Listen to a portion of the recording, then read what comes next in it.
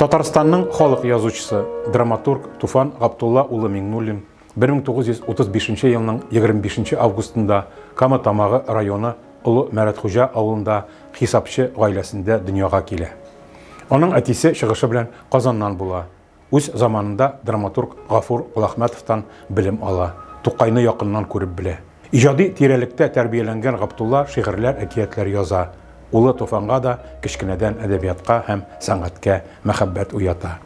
1952 елда урта мәктәпне тәмамлаганнан соң гаиләсенә матди булышу уе белән Туфан авылларында хисапчы булып эшли. Комсомол юлламасы аша Казакъстанның Костанай өлкәсендә Ширәм җирләрне үзләштерү эшләренә китә. Сәнгатькә омтылуы аны Мәскәүгә Щепкин исемендәге театр училищесына алып килә. Уку йортын 1961 елда тәмамлап, егет Минзәлә драма театрына актер булып кайта. Соңрак Казанга Галескәр Камал исемендәге Татар дәүләт академия театрына күченә, әмма аңарда язучылык теләге актерлык омтылышыннан көчлерәк булып чыга. 1960 еллар башыннан Туфан шигырьләр, юмористик хикәяләр, сәхнә әсәрләре яза башлый. 1963-64 елларда ул ТССР Министрлар Советы каршындагы радио тапшырулар һәм телевидение комитетында өлкән мөхәррир. 64-68 елларда Шаян журналында әдәби хезмәткәр вазифаларын башкара. 1968 елдан тормышын тулысынча диярлек иҗатка юнәлтә. 1977 елда Мәскәүдә Максим Горький исемендәге әдәбият институты каршындагы югары әдәби курсларны тәмамлый. Уку елларында рус һәм Европа театр сәнгатенең иң яхшы үрнәкләре белән якыннан таныша. 1984-89 елларда Туфан Миңнуллин ТССР Язучылар берлеге идарәсе рәисе, РСФСР Язучылар берлеге идарәсе сәркәтибе, 1994 елдан Татар Пән үзәге президенты. Гомеренең күп өлешен ул сәяси иҗтимагый эшчәнлеккә дә багышлый. 1985-90 елларда ТССР Югары Советы депутаты, 1989-92 елларда СССР халык, 1995 елдан Татарстан Республикасының халык депутаты була. Югары трибунадан язучы һәрчак кыю рәвештә кискен проблемаларны күтәреп чыга.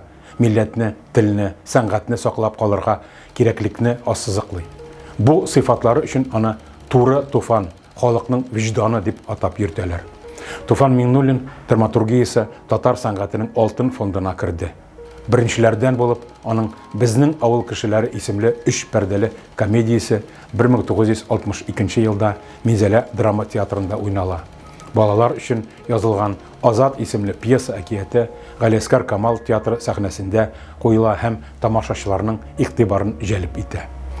1967-69 елларда Татарстанның Әлмәт дәүләт театрында күрше кызы, Галескәр Камал театрында Миләүшәнең туган көне, Кәрим Тинчурин исемендәге Татар дәүләт драма һәм комедия театры сәхнәсендә Нигез ташлары һәм Йөрәк янар өчен бирелгән исемле пьесалар куела.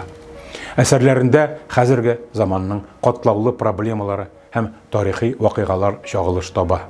Туфан Миңнуллин драматургиясендәге төп юнәлеш шәхес формалашуга, иҗади интеллигенцияның катлаулы язмышына багышланган пьесалар, үзәк урында әхлак мәсьәләсе тора. Тарихи шәхесләр язмышын чагылдырган моңлы бер җыр. Без китәбез, сез каласыз. Агыла да булыт агыла пьесалары халык күңеленә үтеп керде. Диләфрүзгә 4 кияү, Гөргери кияүләре иң популяр комедияләр дип танылды. Туфан Миңнуллин 1974 елда үзебез сайлаган язмыш әсәре өчен Татарстан комсомолының Муса Җәлил исемендәге, 1979 елда Ай булмаса йолдыз бар әсәре өчен ТССРның Габдулла Тукай исемендәге, атаклы Әлдермештән Әлмәндәр әсәре өчен РСФСРның Константин Станиславский исемендәге дәүләт бүләкләре лауреаты була. Ул почет билгесе, Татарстан Республикасы каршындагы казанышлары өчен орденнары белән бүләкләнә. Казанның мактаулы гражданы итеп сайлана. ТССР, РСФСР, Башкортстанның атказанган сәнгать эшлеклесе, Татарстанның халык язучысы исемнәренә лаек дип табыла. Туфан Миңнуллин 2012 елның 2 майында Казанда вафат була.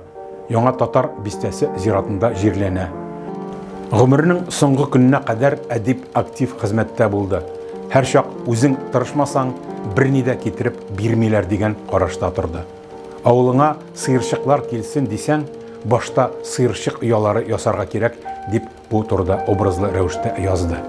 2012 елда Казан шәһәренең Вахитов районындагы бер урамга, Түбән Кама татар дәүләт драма театрына аның исеме бирелде. Кама тамагы поселогында музей ачылды. 2015 елда музей ишек алдында язучының бюсты урнаштырылды. Татарстанда драматургия өлкәсендә Туфан Миңнуллин исемендәге әдәби премия гамәлгә куелды. Авылындагы туган нигезе 2016 елда иганәчеләр тарафыннан төзекләндерелеп, язучыга багышланган экспозиция оештырылды. 2017 елдан Туфан Миңнуллин исемендәге Бүтән Россия драматурглар семинары эшләп килә.